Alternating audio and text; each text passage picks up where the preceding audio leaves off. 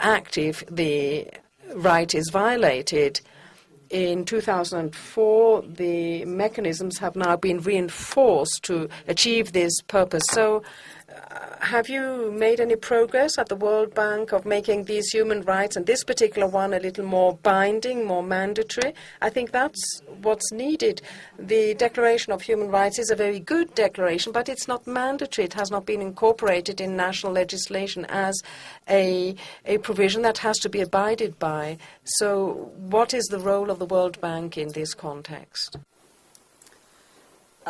I think our role is primarily in two areas. The first is to have better information, whether it's through survey data or through asking NGOs who are working in the field, through doing nutrition monitoring. In other words, if you don't know where the problems are, you can't do very much about trying to solve them. And many of the hungry people, the hungry children, are not always visible and obvious. So that, I think, is information is critically important. The second is that we do have a tragic irony in the world today that there's plenty of food. The issue is not growing more.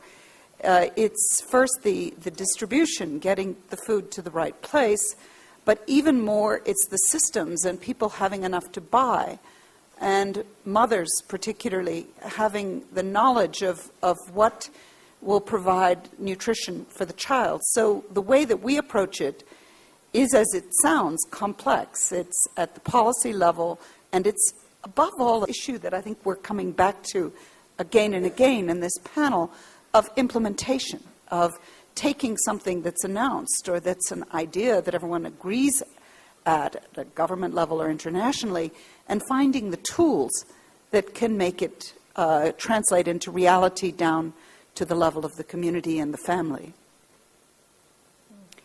Vielleicht noch zwei Fragen. I think we have time for another two questions. Nicholas Hoffman, I'm from Davos. I go to school here. I would like to know how closely together the governments, the NGOs, and the economy should work together in order to get some sustainable results. And to whom are you addressing this question? To Mr. Roth, Ms. Marshall, and Ms. Jolie. Ambitiös. Vielleicht versuchen wir es mit... Rather an ambitious question. Perhaps we can give short answers so that we still have some time for one last question. Kevin Roth, you start. Catherine Marshall. Or Catherine? As you may have gathered, I believe very strongly in partnerships. Every time I work with NGOs or visit projects that they do, I'm caught in imagination and sometimes, in admiration and sometimes in envy. Because the people who are working at the practical level are dealing with single issues. They have the direct knowledge, they have ideas, and they're determined to solve problems.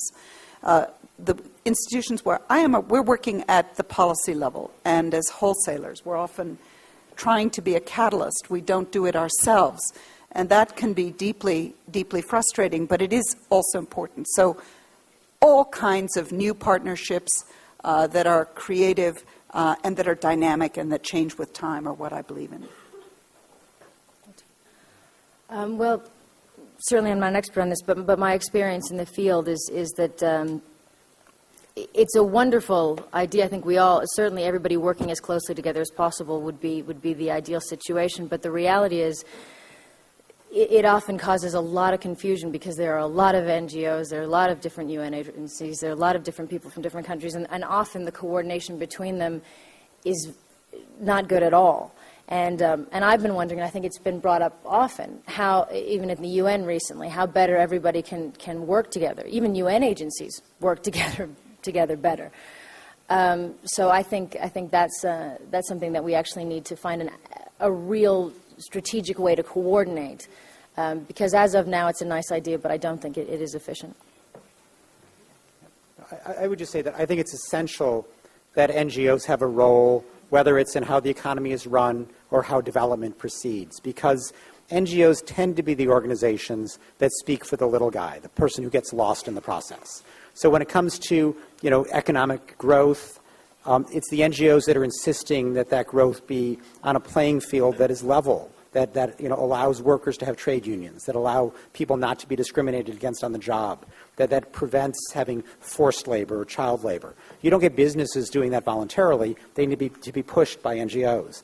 And even the World Bank, I mean, Catherine's right that the World Bank is evolving, and they are now paying more attention to NGOs, but that still isn't the dominant view. If you're a loan officer at the bank, you get rewarded for sending more money out the door. You don't get rewarded for holding up a project because the recipient government hasn't paid enough attention to allowing civil society input. And so we need to make sure that in all institutions that are controlling development or the growth of the economy, that there is attention paid to the people who are most impoverished, the people who are most in need. Thank you. So we come to the last question. Stand up with the grüne Streife. Ja. Ich bin Daniel. Daniel Hofmann. I also live in Davos and go to school here. I would like to know from Angelina Jolie, how you can have an influence on the political world in the United States. What are your possibilities of having an influence on politics at the level of the American Congress? Well, I was a few years ago, I was extremely shy. I first went to the Hill, and it was terrifying. But I have recently become more active, and I've found that, I've trying to push two different bills, and I've met with different people in the foreign relations committees to express them when I come back from a trip what I've seen in Darfur. And sometimes it's just feeding them the information that's directly from the field, and then they can go out and have a press conference about it. And it's their information, and it's something that they know, firsthand, and I have nothing to do with it. So you try to just feed information that is direct from the people that you were speaking of, just the people on the field, to try to pass on that information to those guys in Washington that make the decisions. And I'm still getting my footing there, and I'm still learning how best to be effective. But also, I've been trying to mix kind of the things that I've been doing in the field with the advocacy, and trying not to get distracted. So different things I'm doing in the field, I'm trying to bring very specifically. If I can do a program and it can do well, and I can bring the example of that program to a congressman and say, this is something that's successful, this is some tiny thing that's happening. So I'm learning to do things like that, but I'm still learning. Thank you very, very much. Ich möchte mich bedanken. I'd like to thank all of you. Thank Kenneth Roth, Catherine Marshall, Angelina Jolie, Nukam, and Reinhard Fischl. Thank you so much.